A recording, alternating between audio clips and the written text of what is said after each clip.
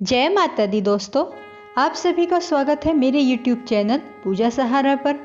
आप सभी पर माँ भगवती अपनी सदा कृपा बनाए रखे। आज हम अपने चैनल पर माँ दुर्गा सप्तशती के 8वें और 9वें अध्याय का स्मरण करेंगे। माँ सप्तशती का पाठ नवरात्रों में अवश्य सुनना या पढ़ना चाहिए।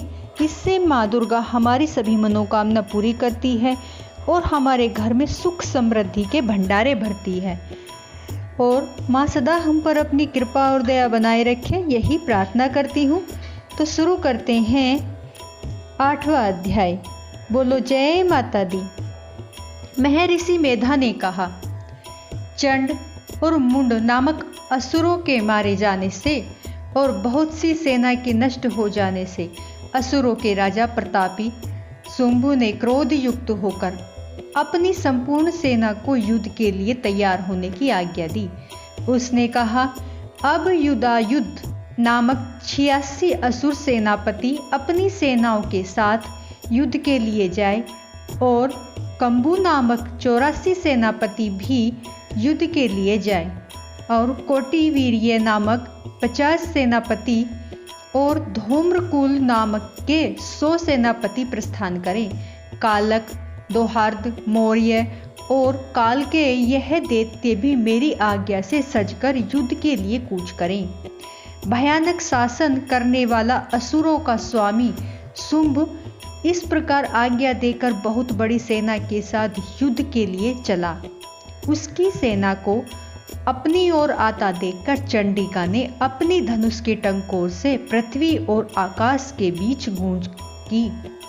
हे राजन, इसके पश्चात देवी के सिंह ने दहाड़ना आरंभ कर दिया और अंबिका के घंटे के शब्दों ने उस ध्वनि को और भी बढ़ा दिया। धनुष की टंकार, शेर की दहाड़ और घंटे के शब्द से पृथ्वी और आकाश के बीच का भाग गूंज उठा और उसके साथ ही देवी ने अपने मुख को और भी भयानक बना लिया। ऐसे भयंकर शब्द को सुनकर राक्षसी सेना ने देवी तथा सिंह को चारों ओर से घेर लिया। हे राजन, उस समय दैत्यों के नाश के लिए और देवताओं के हित के लिए ब्रह्मा, शिव, कार्तिकेय, विष्णु तथा इंद्र आदि देवों की शक्तियां, जो अत्यंत पराक्रम और बल से संपन्न थी, उनके शरीर से निकलकर उसी रूप में चंडिका देवी के पास गई, जिस देवता का जैसा रूप था, जैसे आभूषण थे, जैसा वाहन था, वैसा ही रूप, आभूषण और वाहन लेकर उन देवताओं की शक्तियां दैत्यों के साथ युद्ध करने के लिए आई। हंस युक्त विमान में बैठकर और रुद्राक्ष की माला तथा कमंडलू धारण करके ब्रह्मा जी की शक्ति आई।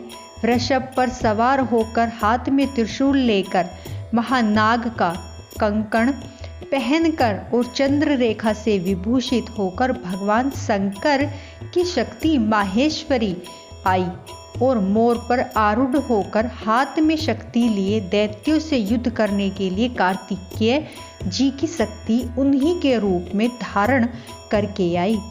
भगवान विष्णु की शक्ति गरुड़ पर सवार होकर शंख, चक्र, श्राग, गदा, धनुष और खड़ग हाथ में लिए हुए आई। श्री हरि की शक्ति वाराह का शरीर धारण करके आई और नरसिंह के समान शरीर धारण करके उनकी शक्ति नारसिंही भी आई। उसकी गर्दन के झटकों से आकाश के तारे टूट पड़ते थे और इसी प्रकार देवराज इंद्र की शक्ति ऐन्द्री भी ऐरावत के ऊपर सवार होकर आई। पश्चात इन देव शक्तियों से घिरे हुए भगवान शंकर ने चंडिका से कहा, मेरी प्रसन्नता के लिए तुम शीघ्र ही इन असुरों को मारो। इसके पश्चात देवी के शरीर में से अत्यंत उग्र रूप वाली और सैकड़ों गिद्धियों के समान आवाज करने वाली चंडिका शक्ति प्रकट हुई। उस अपराजिता देवी ने धूमिल जटा वाले भगवान श्री शंकर जी से कहा, हे प्रभु, आप मेरी ओर से दूत बनकर शुंभ और निशुंभ के पास जाइए और उन अत्यंत गर्वीले दैत्यों से कहिए तथा उनके अतिरिक्त और भी जो दैत्य वहाँ युद्ध के लिए उपस्थित हों उनसे भी कहिए, जो तुम्हें अपने जीवित रहने की इच्छा हो तो त्रिलोकी का राज्य इंद्र को दे। देवताओं को उनका यज्ञ भाग मिलना आरंभ हो जाए और तुम पाताल को लौट जाओ। किंतु यदि बल के गर्व से तुम्हारी लड़ने की इच्छा हो तो फिर आ जाओ। तुम्हारी मांस से मेरी योगिनियां तृप्त होंगी, क्योंकि उस देवी ने भगवान शंकर को दूत के कार्य में नियुक्त किया था, इसलिए वह संसार में शिवदूती के नाम से विख्यात हुई। भगवान शंकर से देवी का संदेश पाकर उन दैत्यों के क्रोध का कोई आर पार न रहा और वह जिस स्थान पर देवी विराजमान थी वहां पहुंचे और जाने के साथ ही उस पर बाणों तथा शक्तियों की वर्षा करने लगे। देवी ने उनके फेंके हुए बाणों, शक्तियों, त्रिशूल, फरसों को अपने बाणों से काट डाला। काली देवी उस देवी के साथ आगे खड़ी होकर शत्रुओं को त्रिशूल से विदीर्ण करने लगी और खट्वांग से कुचलने लगी। ब्राह्मणी जिस तरफ दौड़ती थी उसी तरफ अपने कमंडलू का जल छिड़क कर दैत्यों के वीर्य व बल को नष्ट कर देती थी।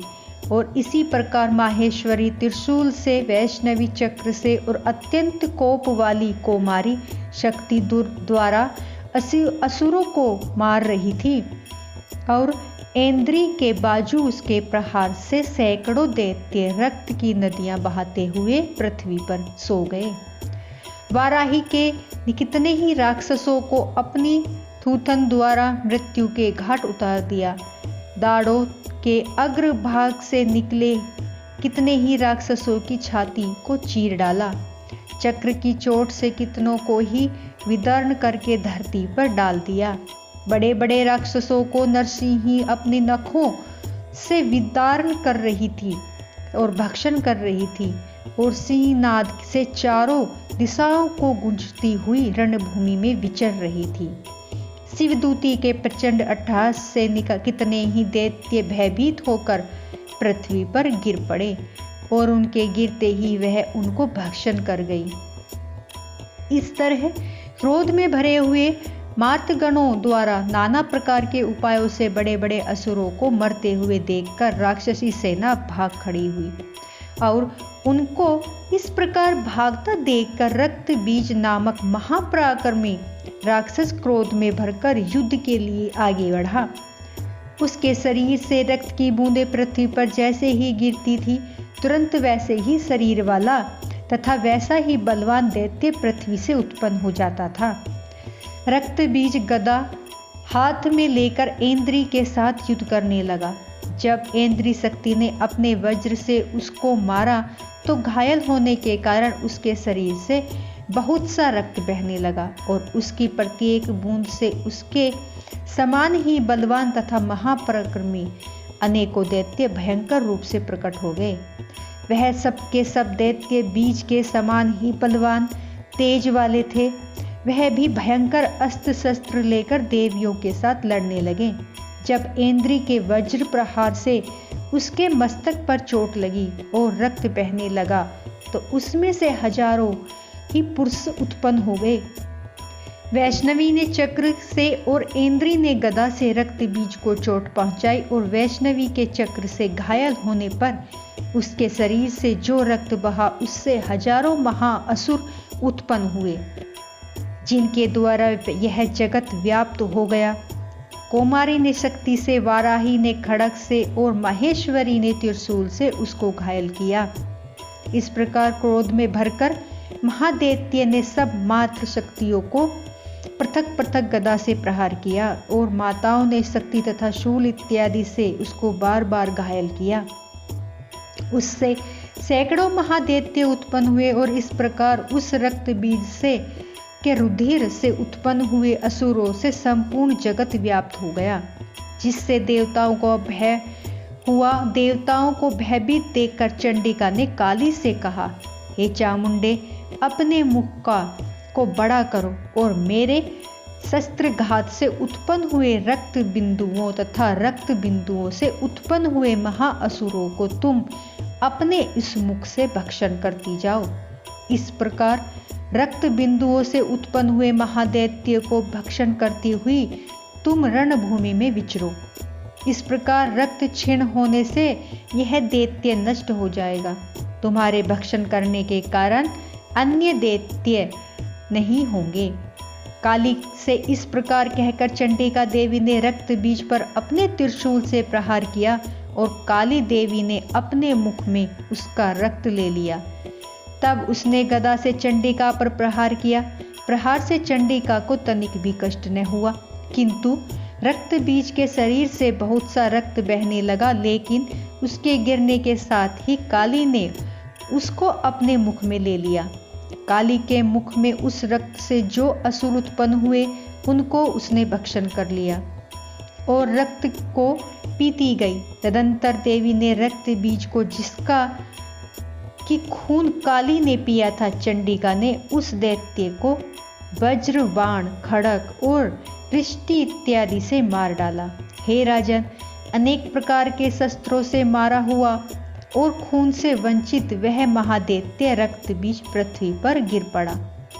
हे राजन, उसके गिरने से देवता अत्यंत प्रसन्न हुए और माताएं उन असुरों का रक्त पीने के पश्चात उद्यत होकर नृत्य करने लगी।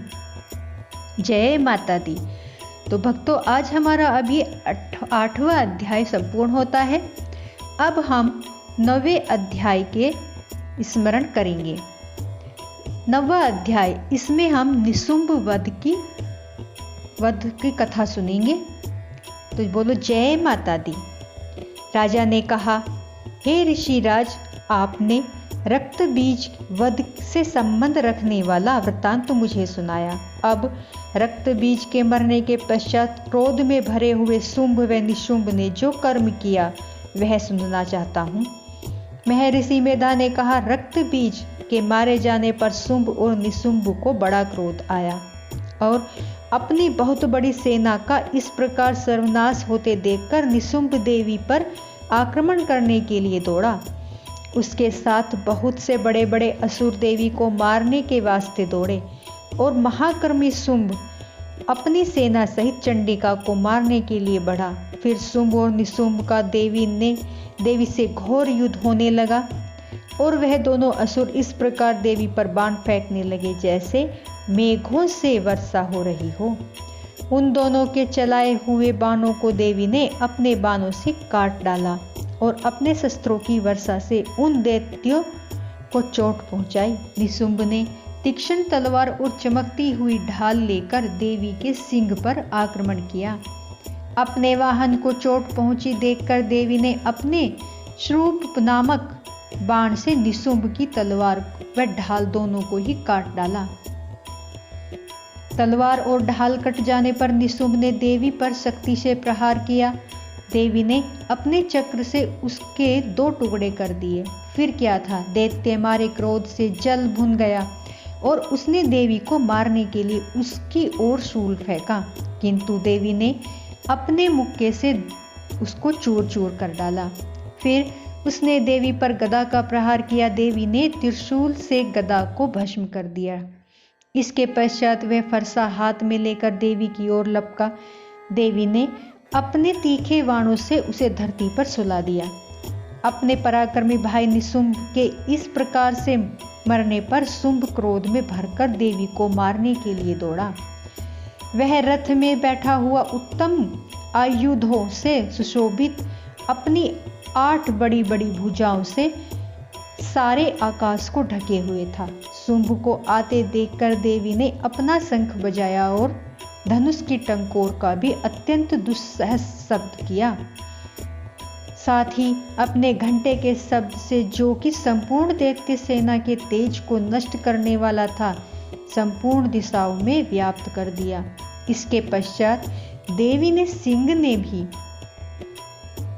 सिंह ने भी अपनी दहाड़ से, जिसे सुन बड़े बड़े बलवानों का मद चूर चूर हो जाता था, आकाश, पृथ्वी और 10 दिशाओं को पूरित कर दिया। फिर आकाश में उछलकर काली ने अपने दांतों और हाथों को पृथ्वी पर पटका। उसके ऐसा करने से ऐसा शब्द हुआ जैसे कि उससे पहले के सारे शब्द शांत हो गए। इसके पश्चात शिवदूती ने असुरों के लिए भय उत्पन्न करने वाला अट्टहास किया। इसे सुनकर दैत्य थर्रा उठे। शुंभ को बड़ा क्रोध हुआ। फिर अंबिका ने उसे खड़ा रहे कहा तो आकाश से सभी देवता जय हो बोल उठे। शुंभ ने वहां आकर ज्वालाओं से युक्त एक अत्यंत भयंकर शक्ति छोड़ी, जिसे आते देखकर देवी ने अपनी मोहल्ला नामक शक्ति से काट डाला। हे राजन, फिर शुंभ के सिंहनाद से तीनों लोक व्याप्त हो गए और उसकी प्रतिध्वनि से ऐसा घोर शब्द हुआ जिसने इससे पहले के शब्दों को जीत लिया। शुंभ के छोड़े बाणों को देवी ने और देवी के छोड़े हुए बाणों को शुंभ ने अपने अपने बाणों से काट सैकड़ों हजारों टुकड़ों में परिवर्तित कर दिया। इसके पश्चात जब चंडिका ने क्रोध में भरकर शुंभ को त्रिशूल से मारा तो वह मूर्छित होकर पृथ्वी पर गिर पड़ा।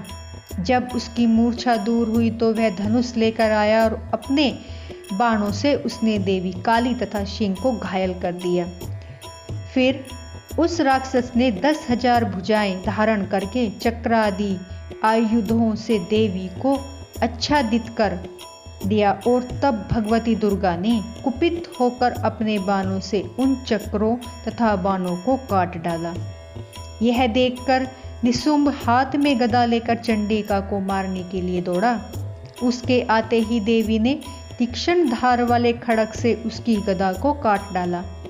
उसने फिर त्रिशूल हाथ में ले लिया। देवताओं को दुखी करने वाले निशुंभ त्रिशूल हाथ में लिए हुए आता देखकर चंडिका ने अपने शूल से उसकी छाती पर प्रहार किया और उसकी छाती को चीर डाला।